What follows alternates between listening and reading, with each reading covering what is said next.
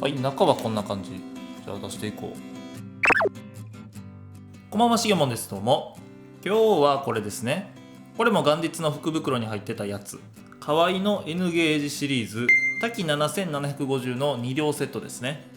今日はこれ開けていきます。2両なんで本当に開けるだけになりそうですけど。はい、パッケージこうですね。タンクの貨車が2両見えてます。ほんで値札ついてますけど、これはポチで中古やと1728円するやつってことか。で、反対が荒野。貨車シリーズこんなにラインナップあるんですね。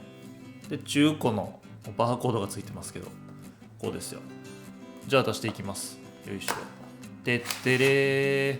中身はこれと、紙が入ってる。よ。お、模型取り出し時のご注意っていう紙が入ってます。精密なんで壊れやすいよ的な。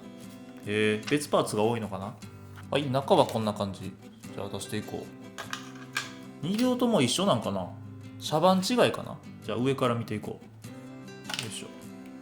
はい、まず1両目ですね。滝7750。車番は7750って入ってますね。ほんで、上側はこんな感じ。確かに、この手すりとかは細かいですね。とは言っても、そんな簡単に触ったぐらいでは壊れないと思いますけど。ほう。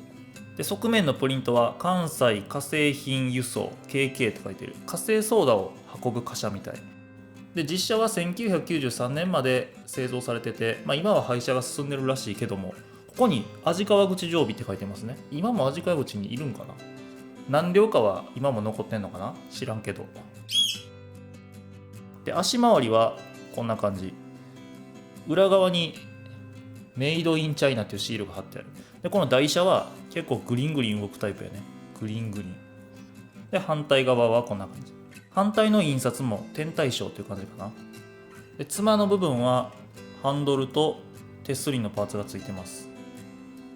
タンクの縁部分も別パーツで表現されてるんで割と細かいですね。ほんじゃもう一両見ていこう。多分さっきと一緒やと思うんですけどね。よ。はい、これ2両目ですね。多分車番が違うだけかな。こっちは滝7751になってる。一つだけ車番が違うのか。それ以外は多分一緒やと思われるんですけど、上はこうです。細かい配管関係はちゃんと作られてます。で、反対側がこうです。で、車輪はちょっと光ってますけど、めっちゃ銀っていう感じじゃなくて黒が混じってるような色合いかな。こうです。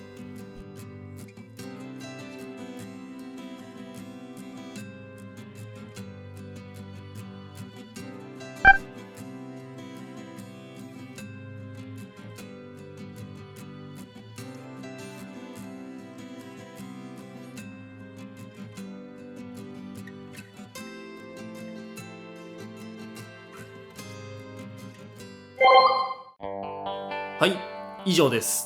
ほんまに貨車を開けただけですけどね。貨車系扱うのは久しぶりですよね。今後また動画でも扱いたいんで、もし皆さんのお気に入り貨車があればコメント欄で教えてください。はい、そんな感じです。それではまた次の動画でお会いしましょう。どうもありがとうございます。画面をタップすることでチャンネル登録と関連動画見れますので、ぜひ登録とチェックをよろしくお願いします。それでは、さよなら。